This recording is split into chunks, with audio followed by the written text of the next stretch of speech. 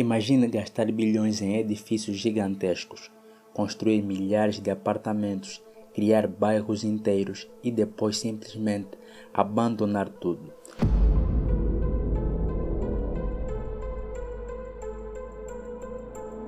Hoje, no meio de Luanda e do Bengo, existem prédios que deveriam representar progresso, mas acabaram transformados em casas de sem-teto, depósitos de lixo, locais de prostituição, esconderijos de criminosos e até WC públicos. Enquanto milhares de famílias procuram onde morar, milhares de apartamentos continuam vazios.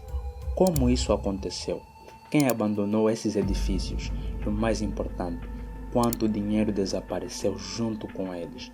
Porque quanto mais investigamos esta história, mais absurdo tudo fica.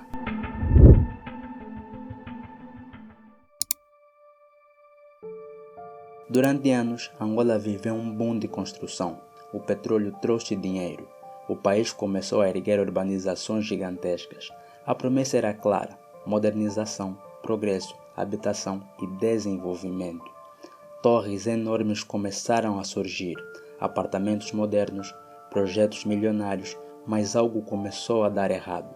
Muitos desses edifícios nunca foram concluídos. Outros foram terminados e simplesmente abandonados. Hoje, várias estruturas espalhadas por Luanda parecem cidades fantasmas, prédios sem vidros, elevadores destruídos, escadas partidas, paredes queimadas, corredores transformados em dormitórios improvisados. E o mais impressionante, alguns desses locais custaram milhões ou até bilhões de kwanzas, dinheiro suficiente para mudar a vida de milhares de vidas. Mas agora, só restam ruínas. Existe um caso que consegue ser ainda mais impressionante: 2.000 apartamentos praticamente abandonados. No Bengo, existe um caso que parece saído de um filme. Uma urbanização gigantesca, milhares de apartamentos, estruturas praticamente prontas, mas sem moradores, sem vida e sem explicações claras. Segundo as reportagens locais, cerca de 2.000 apartamentos permanecem abandonados. Enquanto isso, milhares de famílias continuam enfrentando dificuldades para encontrar habitação. E aqui surge uma pergunta desconfortável: como um país pode ter falta de moradias e ao mesmo tempo milhares de apartamentos vazios? O problema não parece ser apenas construção, mas gestão, planeamento, fiscalização e talvez algo ainda mais profundo, porque muitos desses projetos foram lançados com grandes promessas, mas depois desapareceram do debate público, sem manutenção, sem conclusão, sem responsabilização clara. O tempo começou a destruir tudo: a umidade, o vandalismo, o abandono, e lentamente esses lugares começaram a ser ocupados por outra realidade. Quando um espaço é abandonado, algo inevitável acontece: o caos toma conta.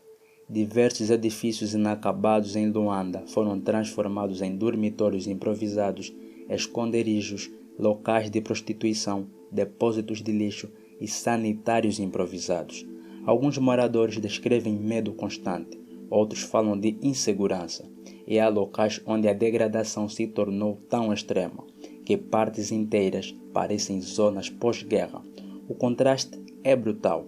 Estruturas que deveriam simbolizar desenvolvimento agora representam abandono. E existe um detalhe psicológico muito forte nisso tudo. Quando as pessoas convivem diariamente com ruínas gigantescas, o abandono começa a parecer normal. A população se acostuma, o choque desaparece e aos poucos a decadência vira paisagem. Mas o impacto vai além da estética. Esses edifícios afetam segurança, saúde pública, autoestima urbana, valorização imobiliária e até a confiança da população nas instituições, porque cada prédio abandonado envia uma mensagem silenciosa: algo falhou aqui. Existe uma frase muito conhecida: o que é de todos não é de ninguém, e talvez ela explique parte do problema.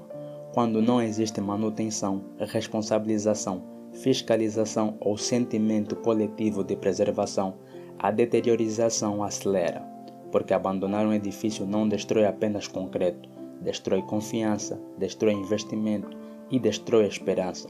Isso cria um ciclo perigoso. Mais abandono, mais vandalismo, mais degradação, mais desperdício.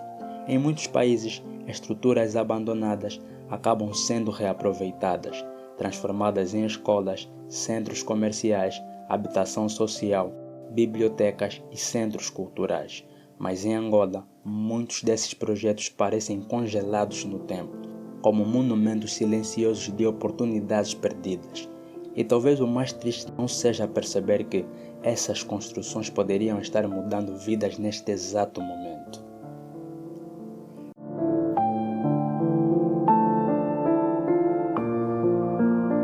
É difícil calcular o verdadeiro custo deste abandono, porque o prejuízo vai muito além do dinheiro. Existe o custo econômico, o custo social, o custo urbano, o custo psicológico. Cada edifício abandonado representa investimento parado, empregos desperdiçados, infraestrutura inutilizada, oportunidades perdidas. E enquanto essas estruturas se deterioram, novos projetos continuam sendo anunciados. O problema é que muitas pessoas já não perguntam apenas quanto vai custar, mas sim, será que vai terminar? Porque quando a confiança desaparece, a própria ideia de progresso começa a perder força. No papel, esses edifícios representam o futuro, representam crescimento, modernidade e esperança, mas hoje muitos deles são lembranças gigantescas de promessas interrompidas. E talvez a pergunta mais importante não seja quem construiu, mas por que deixaram tudo chegar a este ponto? Porque cidades não são feitas apenas de cimento, são feitas de gestão, responsabilidade, planeamento e cuidado coletivo. Caso contrário, até os maiores projetos acabam virando ruína. Quantos outros edifícios abandonados existem que ninguém fala sobre?